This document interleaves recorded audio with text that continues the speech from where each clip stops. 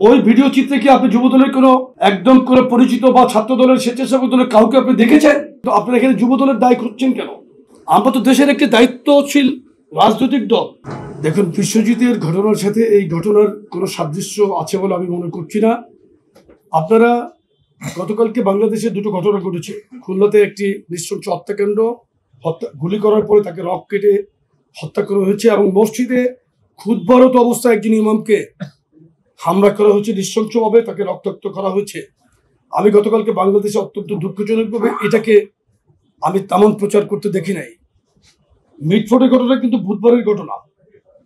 গত দুদিন এই ভিডিও কোথায় ছিল, কাদের নিয়ন্ত্রণে ছিল?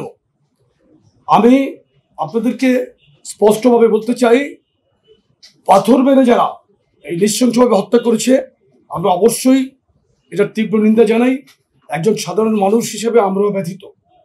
এখানে যারা ওই ভিডিও চিত্রে যাদেরকে দেখা গেছে, তারা কেউ তাদের কোনো পরিচয় নিশ্চিত হওয়া যাচ্ছে না। কেন যাচ্ছে না এটা আপনারা দয়া করে আইন শৃঙ্খলা রক্ষাকারী বাহিনীকে জিজ্ঞেস করেন। ওই সমস্ত যে সমস্ত এলাকা সংঘাতপূর্ণ বা যে সমস্ত এলাকাগুলো অত্যন্ত ঘনবসতিপূর্ণ, সেখানে কী ধরনের ক্রাইম হয় আইন শৃঙ্খলা রক্ষাকারী বাহিনী তো আগেই জানার কথা। আমরা কিন্তু সরকারে নাই, আমরা কিন্তু কোনো মিনিস্ট্রিতে কোনো দায়িত্বে নাই। তাহলে আমাদের দায় থাকবে কোথায়? আমরা তো সংগঠনের সর্বোচ্চ সাংগঠনিক শক্তি কিন্তু আমরা প্রয়োগ করছি। বান্ডেল থাকলে প্রতি সেনমানিতে টাকা বাঁচবে। বিকাশ সেনমানি বান্ডেল কিনে জিতুন প্রতি লেনদেনে। আমরা পুলিশকে, আইন শৃঙ্খলা রক্ষাকারী বাহিনীকে উদাত্ত আহ্বান জানাচ্ছি।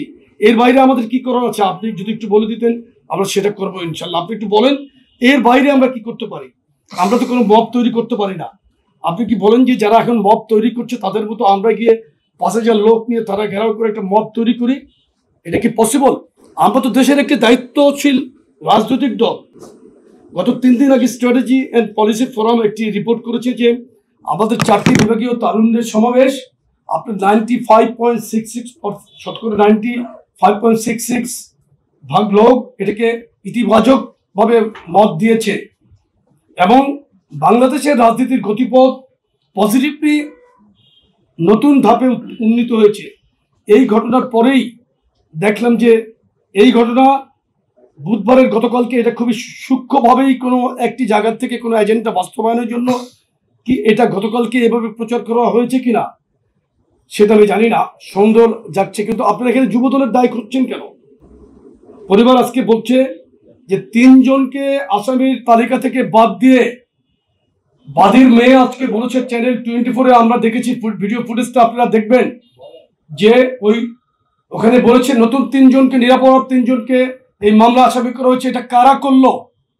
পুলিশ বাহিনীকে আপনারা জিজ্ঞেস করেন, সংশ্লিষ্ট কর্মকর্তাকে জিজ্ঞেস করেন কারা করলো এটা, কাদেরকে বাদ দিয়ে কাদেরকে ঢুকানো হলো? ওই ভিডিও চিত্রে কি আপনি যুবদলের কোনো একদম করে পরিচিত বা ছাত্র দলের স্বেচ্ছাসেবক দলের কাউকে আপনি দেখেছেন? আপনারা বলেন, আপনাদের অনুসন্ধানী টিম, আপনাদের নিশ্চয় প্রত্যেকটি টিভিতে ইন্টেলিজেন্স ইউনিট আছে না আপনাদের?